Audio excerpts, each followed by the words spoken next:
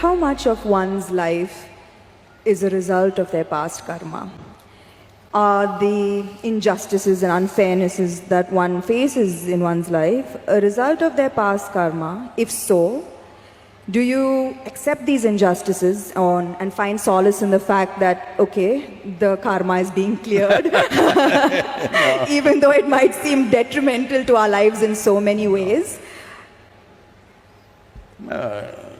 Samantha, you're old enough for this. I'm not saying you're old, I said you're old enough. Do you still expect the world to be fair to you? That's why I'm asking this question. Can I blame it on my past karma is what I'm asking.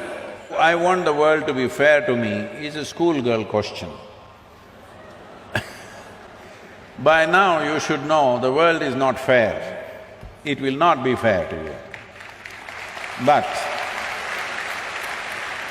if you dig deep into yourself and have a taste of life, not a taste of your thought and emotion, the taste of life that you are, then you will see life is not just fair, it's just fantastic.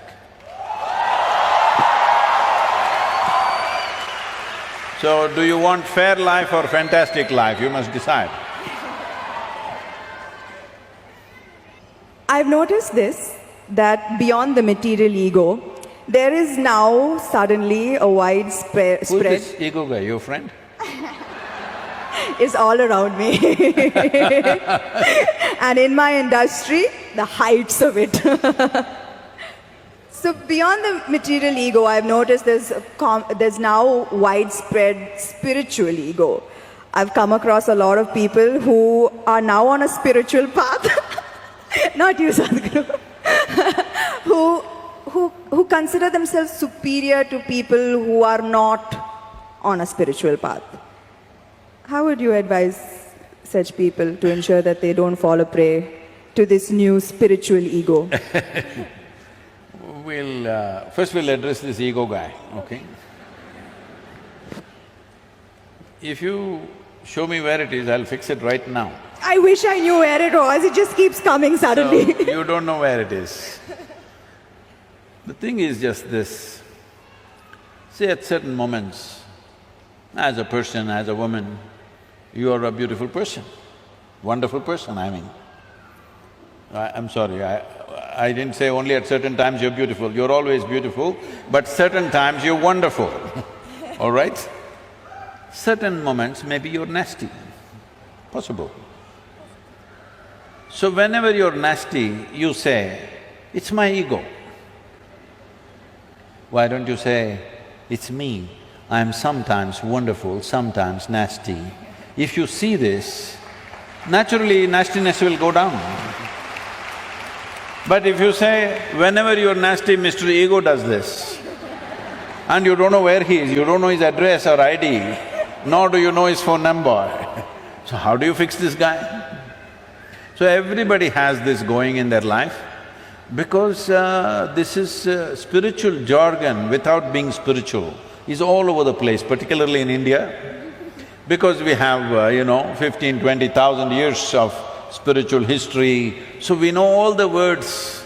We know what Atma, Paramatma, this one, that one, Ahankara, everything we know, words only. Words only, noted. So we can just throw words like this and confuse the Western population quite a bit.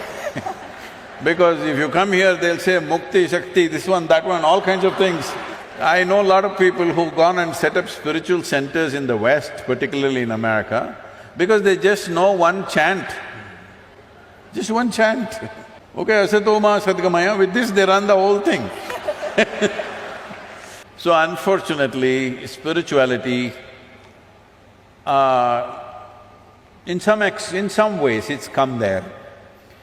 It's come there because there is need in the society, there is not enough source. Because of that, people are manufacturing this here and there. This happened, a few years ago, 16 years ago. And I was in United States, and then somebody in the office, our office, told me Sadhguru, did you know every day 100,000 people are typing out the word spiritual? I said, is that so? Type it out and see what comes out. Are we even there in the picture?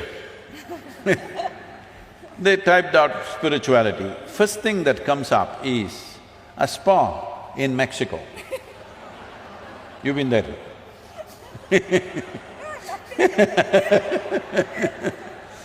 And the next thing that comes out is a call girl in Northern California. She has learned all that SEO.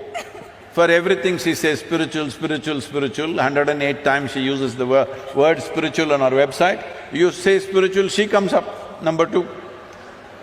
I thought this is a shame. For thousands of years, anything spiritual means people looked east. East means India, that's what it meant. So I said we must start something, a spiritual gateway, that if people say if they seek spirituality, they must look towards India. Because this is one culture which has spent maximum amount of time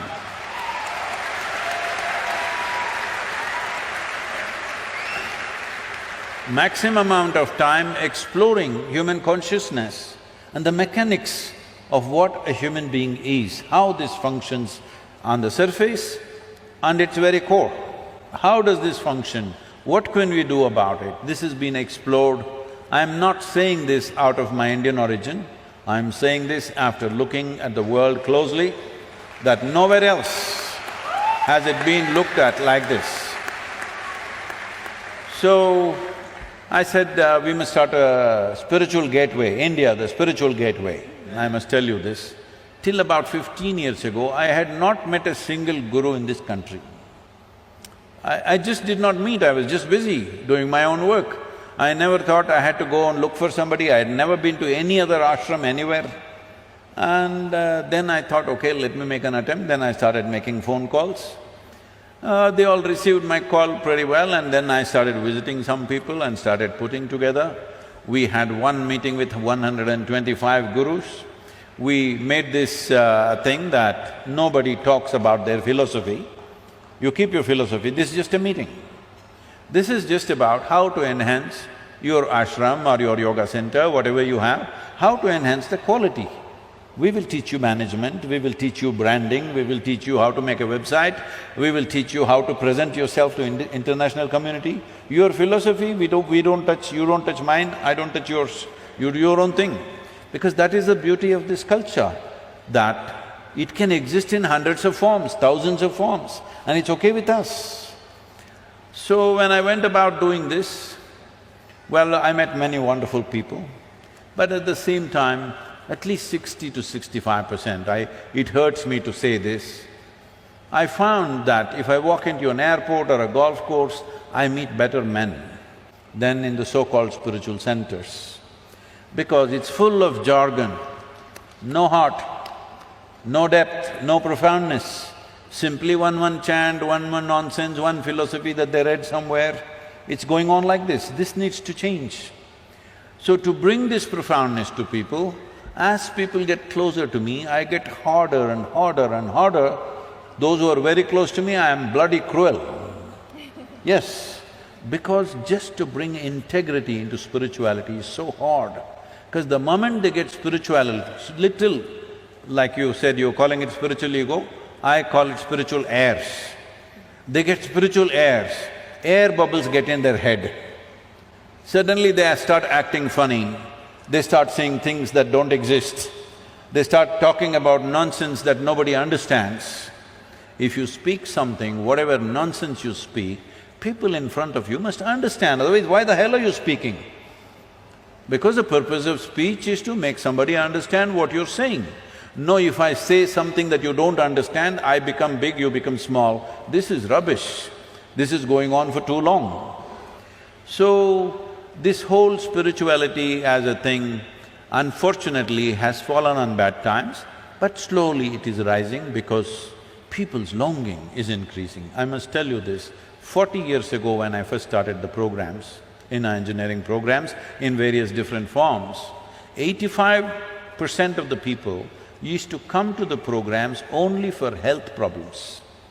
Only 12–15% came to know something. Today, over 90% of the people come because they want to know something, experience something. Only 8 to 10%.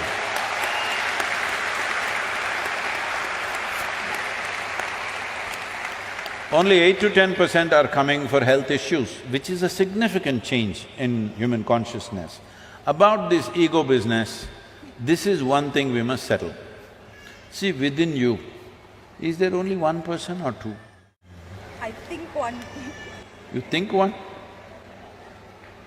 I'm going to go with one. One. That means you're an individual. An individual means, the word individual comes from indivisible. You're not further divisible, that's good, you're an individual. If you are two, then you're either schizophrenic or possessed, psychiatrist or exorcist. Either a psychiatrist or an exorcist has to come.